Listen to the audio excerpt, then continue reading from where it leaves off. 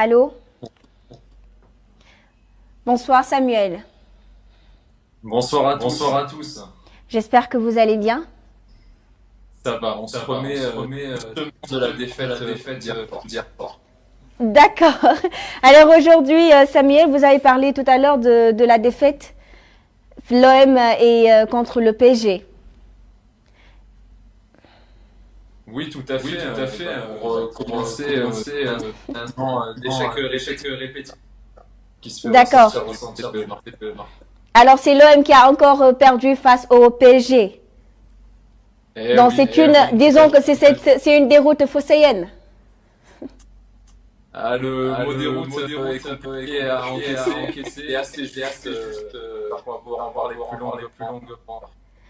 D'accord. Alors aujourd'hui, Samuel, pouvez-vous revenir sur l'homme Pape Diouf qui a été président de l'Olympique de Marseille? Oui, bien sûr. Alors en plus, c'est un président bien évidemment. C'est une personne que j'ai eu la chance de rencontrer radio. Donc j'ai vu une personne bienveillante, cultivée, pas peu au-delà de ce qu'elle représentait sportivement. C'était avant tout un humain généreux, dans le bon sens du terme. Je pense à certaines actions qu'il a pu faire quand il a envoyé les minots au Parc des Princes, notamment, en soutien aux supporters marseillais qui ne pouvaient pas se déplacer dans de bonnes conditions au Parc des Princes à l'époque. Et puis, moi, c'est surtout un homme multidimensionnel.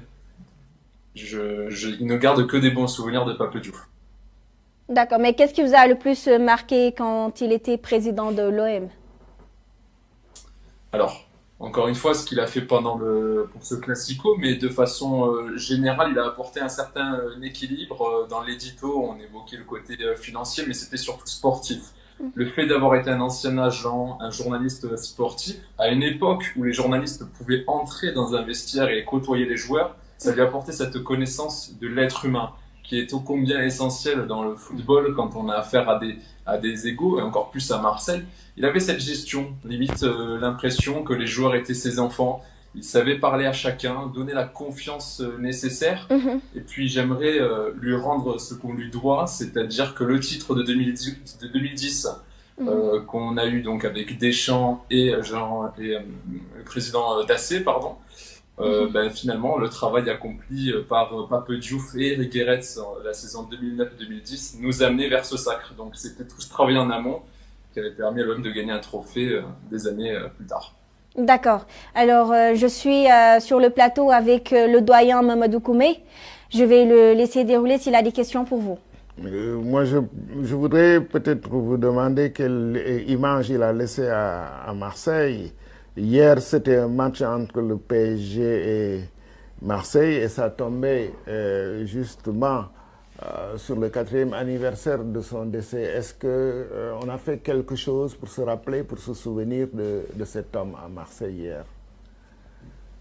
Alors, il y a eu des actions, notamment chez les groupes de supporters, mais sa mémoire, il y a un hommage quotidien. Il suffit de discuter dans des bars ou à l'extérieur les jours de match ou en semaine dans Marseille ou entre supporters de l'OM pour dès que le nom de Pape Diouf est évoqué, il y a un sourire, il y a un bon souvenir. Et ça, je trouve que c'est plutôt joyeux, puisque à Marseille, on a eu beaucoup de présidents, ils n'ont pas tous laissé cette trace indélébile. Pape Diouf, c'était quelqu'un de proche, qui connaissait l'environnement marseillais, qui est ô combien particulier, complexe, quelquefois apprivoisé. Et on sentait vraiment, il était presque comme le maire de la ville. Il aurait pu l'être. Je pense qu'il apportait tellement de bien. C'était Pape Diouf, un regard. Je me souviens de cette émission de radio où il était assis à côté de moi. C'était une allocution, un phrasé, un charisme, une allure. Moi, j'ai n'ai que des bons souvenirs, encore une fois, de lui. Et c'est l'ensemble des supporters de l'Olympique de Marseille, des suiveurs du football, qui ont cette image. Je pense que plein de clubs français auraient adoré avoir un président comme Pape Diouf. D'accord.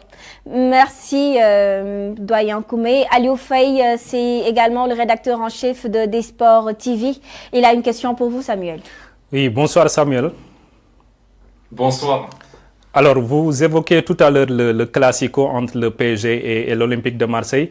En fait, certains disent que, en fait, l'un des meilleurs souvenirs sous le magistère de Pape Diouf à Marseille, c'est le jour où il a envoyé des minots au parc pour défier le PSG. Est-ce que ça continue de parler de ça à Marseille?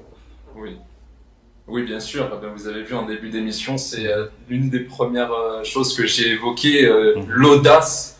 Quel président aujourd'hui oserait envoyer la réserve, accompagné de quelques professionnels, parce qu'à l'époque il y avait Cédric Carasso notamment, dans un match où il y a tellement d'enjeux sportifs et économiques, et même pas peu Diouf a eu cette audace. Et ça rejoint ce que je disais, cette proximité et ce respect envers les supporters qui font des heures de déplacement, que ce soit en train, en avion, en car, en voiture, ils dépensent beaucoup d'argent.